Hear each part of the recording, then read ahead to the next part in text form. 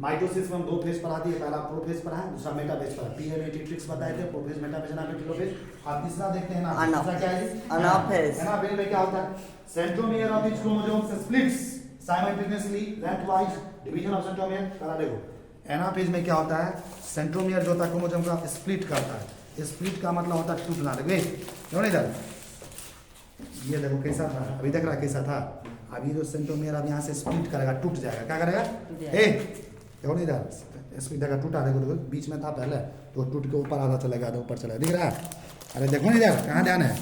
Centromere chromosome में था बीच में, इधर आधा टूट के ऊपर खींच लिया, आधा नीचे खींच लिया, देखो कैसा हो गया, दिख रहा है? बीच में जो था उसको आधा उधर खींच लिया, आधा ही खींच लिया। इसको कहते हैं एनाफेज। क्या बोलते हैं इसको? क्या बोलते हैं इसको? गौर से और एनाफेज। उसको ब्लर थोड़ा कर रहा है उसको, ठीक है? हाँ, देखिए इसमें दिख रहा है आपको एनाफेज में सेंट्रोमियर जो है स्प्लिट कर रहा है, ऊपर चला गया खिंचा के, स्पिंडल फाइबर उधर खींच रहा है, इधर नीचे वाले पोल में स्पिंडल फाइबर खींच लिया। तो देखो इसमें क्या लिखा हुआ है, देखिए centromere of each chromosome splits simultaneously. Centromere जो क्रोमोसोम का एक साथ स्प्लिट करता है लेंथवाइज, इसी को कहते हैं डिवीजन ऑफ सेंट्रोमियर। क्या कहते हैं? Division of centromere. सेंट्रोमियर का टूटना किस फेज में होता है? एनाफेज। किसमें होता है? Anaphase. Sister chromatid separate from each other, separated each chromatid is now referred to as individual chromosome. देखो क्या है, एनाफेज में क्या होता है? सिस्टर क्रोमेटिड एक दूसरे से क्या होता है? सेपरेट हो जाता है, अलग हो जाता है। कुछ सिस्टर क्रोमेटिड ऊपर वाले पोल पे चला जाता है, कुछ नीचे वाले पोल पे। और ये जो आप हमको चीज मिला उसको आप बोलते हैं इंडिविजुअल क्रोमोसोम। ये जो मिलेगा उसको क्या बोलते हैं? Individual chromosome. क्या बोलते हैं इसको? ये सब क्या है? इंडिविजुअल क्रोमोसोम है। क्या है? देखो, number of chromosomes becomes double in a cell. Chromosome का संख्या कैसा हो जाता है सेल में? डबल। कैसा हो जाता है? डबल। कैसे नहीं डबल हो जाएगा? देखो सेल एक ही है, देखो ना इधर सेल एक ही है, एगो ये क्रोमोसोम अलग हो गया, देखो ना इधर एगो एक क्रोमोसोम एक ही हो गया, डबल हुआ है कि नहीं? तो क्रोमोसोम का संख्या सीधे डबल हो जाता है सेल में एनाफेज में। तो क्या लिखा? As each chromosome move away from equator. ए तुमको दिख रहा है इक्वाटोरियल प्लेट जो था बीच वाला, उससे सब प्रत्येक क्रोमोसोम क्या करता है? उससे दूर भागता है ना, मूव अवे करता है ना। दूर भागना मतलब क्या हुआ? Move away.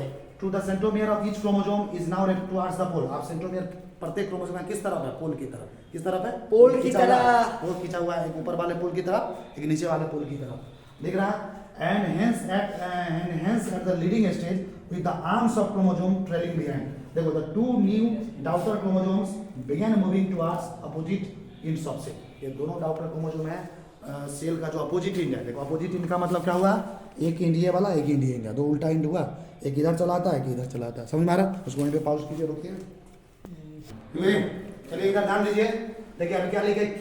की इवेंट्स ऑफ एनाफेज स्टेज। देखो ये प्रोफेज हमने आपको पढ़ा दिया, मेटाफेज हमने आपको पढ़ा दिया, अब एक बचा है एनाफेज, फिर उसके बाद टीलोफेज।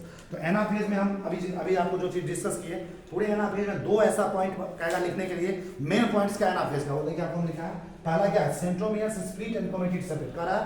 एनाफेज स्टेज में क्या होगा? क्रोमोसोम का सेंट्रोमियर स्प्लिट करता है, टूटता है, और प्रत्येक क्रोमेटिड क्या करता है? क्रोमोसोम से सेपरेट हो जाता है, अलग हो जाता है। समझना? दूसरा point, chromatids now referred as chromosome move to opposite pole.